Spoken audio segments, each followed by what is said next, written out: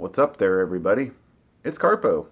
It's Tuesday, something, 14th or something, 2021. And, I was just working on my car out in the driveway the one that got stolen. And finally got the key working. And I started thinking I'm going to make a video talking about how to avoid getting your car stolen, kill switches, things like that.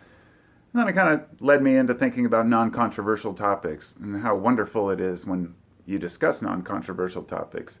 And then it led me into how difficult it is to talk about anything that is remotely controversial because of the nature of it, the expectation that there's going to be a battle. And I thought, that reminds me, how maybe I can make a video on how to fight on the internet as kind of a joke, but I don't even know how I'm going to title this. But the main point that I want to make here is that, I guess the step-by-step, itinerary of somebody who wants to seek out a fight on the internet is so much easier than actually going and seeking conflict in real life. I'm sure there are those people in our lives who go out and they cause trouble and they look for fights in bars and, we're always think somebody's looking at them crooked. But in reality, they're very few and far between. And I believe online that's relatively the same. But some people come out of their shell and they say things that they ordinarily wouldn't. And I guess the way somebody might go about this would be to say, what's the most inflammatory, controversial topic of the day? Maybe it could be about race or it could be about masks. Oh, then how do I get in a fight about this? Well, I'm going to go online and I'm going to seek out any topic relating to this, but I'm not going to seek out discussions with people. I'm going to seek out those who have conflicting opinions specifically. I guess it would be in brutally basic terms, like when an atheist goes to a Christian website or a video, purposefully knowing that their intention of going there is merely to harass the Christians, or a Christian going to an atheist's video, merely knowing by the title what it's about, yet going to voice their dissatisfaction.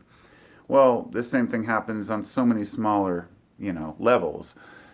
Those who want to go seek out, for example, those who really aren't racist themselves, but want to go to places where they're talking about it in order to bring up the topic and say something inflammatory just to get attention, just to get noticed, just to get someone fighting with them.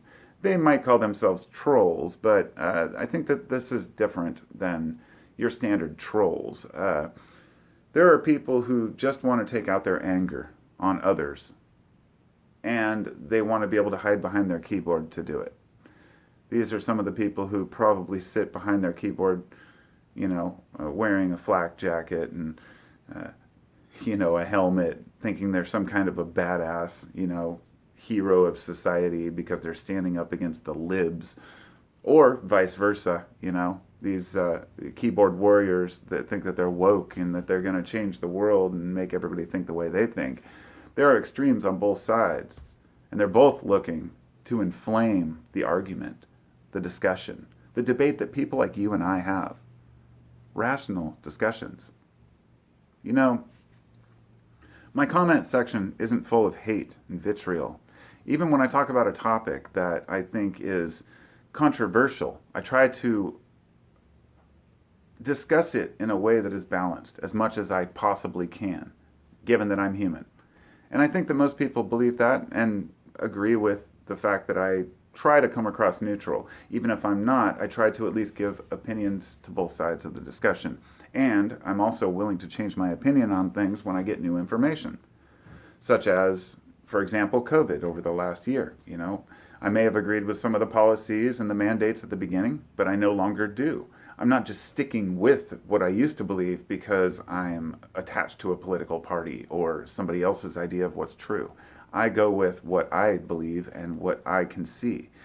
But I think that a lot of folks dig in their heels and they're afraid to change, even when they know deep down inside what they think is no longer valid. Even when they think that they are in the right and they're doing the right thing, there's a part of them that says, something is just not right here. And I know that because I've felt the same way.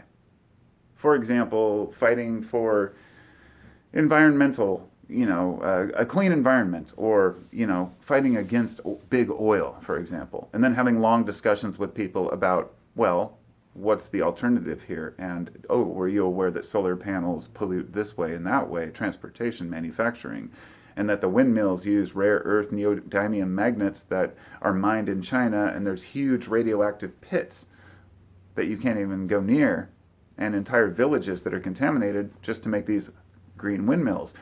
And a person who wants to dig in their heels would say, no, that's just bullshit. The costs are worth it.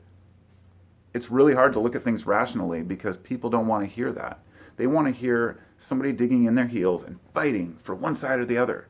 And not all of these issues can be fought for. It's just the same as, like I mentioned, woke culture, if you will. Yeah, we do need to wake up a bit. But what is your version of woke? It's just a stupid word that's been taken and twisted and turned and used as a way to say, I don't agree with what you're saying or your ideas, therefore you're not awake, and it completely lost all meaning, over the last decade. But the main intention being that there's no one reality to wake up to. That's a fact. You're never going to get everyone to see things your way, no matter who you are. And I think everyone knows that. Even in the strongest dictatorships, look at North Korea, look at the way that some of these places rule with an iron fist. There are still people who are they defect from the country, they speak out against it, they protest. There are places where people are continuously brainwashed and they still protest even knowing that they might die by doing it. People stand up for their rights. Most people know what is right and wrong. And there is part of us, deep down inside, that no matter how much we try to obscure it, is totally well aware when we're doing something wrong and when we are acting like complete children. And I think that even the people out there who are the most, appear and come across the most hateful, eventually wake up to their own reality. Your conscience, if you have one, and most people do, will not let you bullshit yourself and the world for very long. Some get away with it, but others see through it. I think the idea is not to get wrapped up in other people's hate. There are plenty of people looking to start a fight, and believe me, as a 45-year-old adult male who considers myself a rational philosopher, I still buy into bullshit arguments. It's usually when somebody says something I know is complete nonsense, and I just feel like I have to counter that. But that's also kind of a dutiful thing. It's not for the sake of fighting. It's for the sake of fighting for what's right. And there's a big difference. Thanks for listening, and I'll talk to y'all next time. Take care of each other.